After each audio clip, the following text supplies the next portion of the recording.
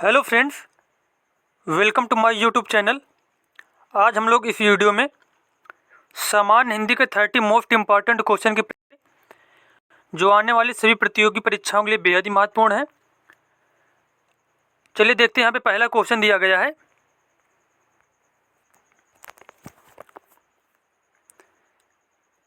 पहला प्रश्न यहाँ पे है, ब्रज भाषा है।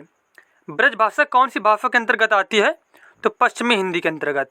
पश्चिमी हिंदी के अंतर्गत आती है ब्रज भाषा। और पश्चिमी हिंदी के अंतर्गत कुल कितनी भाषाएं हैं? 5 भाषाएं हैं, उनमें से एक है ब्रज भाषा। तो यहाँ पे पहला ही ऑप्शन बिल्कुल सही हो जाएगा। देखते हैं अगला प्रश्न। मगही किस भाषा की बोली है? तो मगही जो है वह बिहारी भाषा की बोली है। कौन सी भाषा की? बिहारी भाषा की। हिंदी खड़ी बोली किस अपभ्रंश से विकसित हुई है? सौरसेनी अपभ्रंश से। सौरसेनी अपभ्रंश से। भाषा के आधार पर भारतीय राज्यों की पुनः संरचना की गई थी 1956 ईस्वी में। 1956 ईस्वी में। और सबसे पहला जो है भाषा के आधार पर राज्य जो बनाया गया था वो बनाया गया था आंध्र प्रदेश। आंध्र प्रदेश राज्य जो है सबसे पहले बनाया गया था। किस तिथि को हिंदी को राजभाषा बनाने का निर्णय लिया गया था? 14 सितंबर 1949 को। और 14 सितंबर को प्रतिवर्ष हिंदी दिवस के रूप में मनाया जाता है।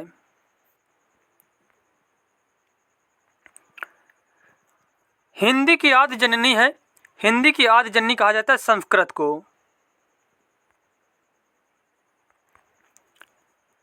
हिंदी दिवस किस दिन मनाया जाता है? हिंदी दिवस मनाया जाता है 14 सितंबर को। 14 सितंबर को। हिंदी की विशिष्ट बोली ब्रज भाषा किस रूप में सबसे अधिक प्रसिद्ध है? तो ब्रज भाषा सबसे ज़्यादा प्रसिद्ध है काव्य भाषा के रूप में। काव्य भाषा के रूप में। भारतवर्ष में हिंदी को आप किस वर्ग में रखेंगे? तो इसका आंसर हो जाएगा राजभाषा के रूप में। हिंदी जो है भारत की राजभाषा है, ना कि राष्ट्रीय भाषा। और राजभाषा अनुच्छेद 343 फर्स्ट के अंतर्गत जो है हिंदी को राजभाषा का दर्जा प्राप्त है। हिंदी किस भाषा परिवार की भाषा है? हिंदी है भारोपी परिवार की भाषा। भारोपी परिवार की भाषा।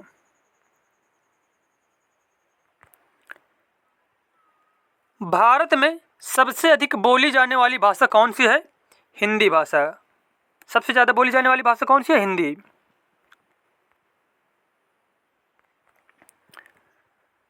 हिंदी भाषा का जन्म हुआ है अपभ्रंश से। और कौन से अपभ्रंश से? तो सौरसेनी अपभ्रंश से। सौरसेनी। सौरसेनी अपभ्रंश से हिंदी भाषा का जन्म हुआ है। निम्न में कौन सी बोली अथवा भाषा हिंदी के अंतर्गत नहीं आती है? बांगरू, अवधी, तेलुगु, कन्नौजी।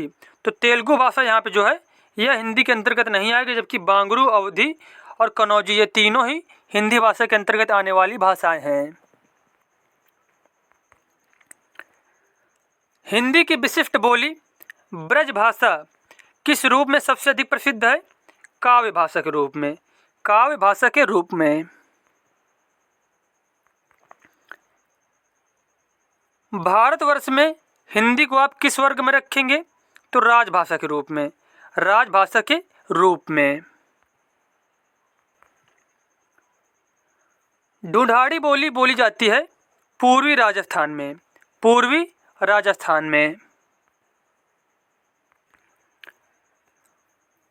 हिंदी भाषा किस लिपि में लिखी जाती है? हिंदी भाषा लिखी जाती है देवनागरी लिपि में। देवनागरी लिपि में। हिंदी भाषा की बोलियों के वर्गीकरण के आधार पर छत्तीसगढ़ी बोली है। छत्तीसगढ़ी बोली आती है पूर्वी हिंदी के अंतर्गत। और पूर्वी हिंदी के अंतर्गत कितनी भाषाएं आती हैं? 3 भाषाएं आती हैं।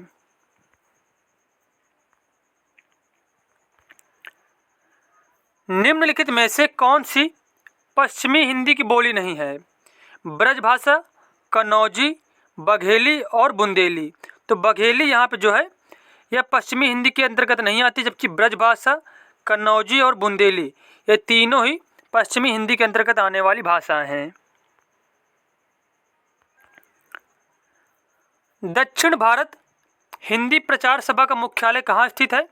मैसूर में। कहाँ पे? मैसूर में है।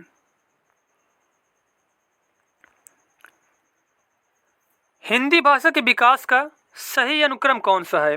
हिंदी भाषा के विकास का सही अनुक्रम है पाली, फिर प्राकृत भाषा, फिर अपभ्रंश, फिर हिंदी।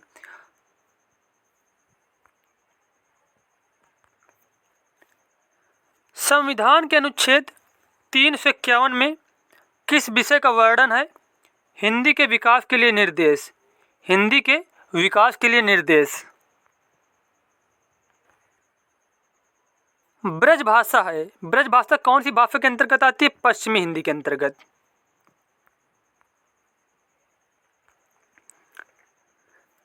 हिंदी खड़ी बोली किस अपभ्रंश से विकसित हुई है? सौरसेनी अपभ्रंश से। सौरसेनी अपभ्रंश से। हिंदी की आदि जननी कहा जाता है संस्कृत को।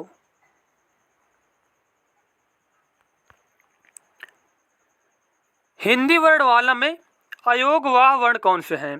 तो हिंदी वर्णमाला में अयोगवाह कहा जाता है। अंक और ये आहा वाले जो वर्ड होते हैं इन्हीं को कहते हैं अयोगवाह।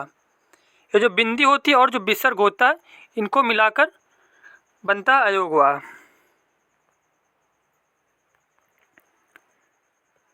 वर्णमाला कहते हैं वर्णों के व्यवस्थित समूह को। वर्णों के व्यवस्थित समूह को। निम्न में से कंठ ध्वनियाँ कौन सी हैं? कंठ ध्वनियाँ का और खा हैं। का और खा। स्थान के आधार पर बताइए कि मूर्धन्य व्यंजन कौन से हैं? तो मूर्धन्य व्यंजन जो टा वाली लाइन होती है, टा, ठा, डा, ढा, तो इस वर्ग के जो अक्षर होते हैं वही कहलाते हैं मूर्धन्य व्यंजन। तो इसमें डा और ढा मूर्धन्य व्यंजन के अंतर्गत आएंगे। निम्न में से अल्प प्राण वर्ण कौन से हैं? तो अल्प प्राण वर्ण उनको कहा जाता है पहले वर्ग और तीसरे वर्ग के जो अक्षर होते हैं, पहला वर्ग और तीसरा वर्ग, जैसे कि का, खा, गा, घा और अंगा होंगे। तो इसमें से पहला का हो गया, उसके बाद गा हो गया और उसके बाद अंगा। तो इस प्रकार पहला, तीसरा जो पांचवा है वो अल्प प्राण वर्ण कहलाता है। तो यहाँ पे का और गा अल्प प्राण वर्ण के अंतर्गत आएंगे। तो यहाँ पे हमारे जो 30 क्वेश्चन थे वो कंप्लीट हो गए। मिलते हैं नेक्स्ट वीडियो में। धन्यवाद।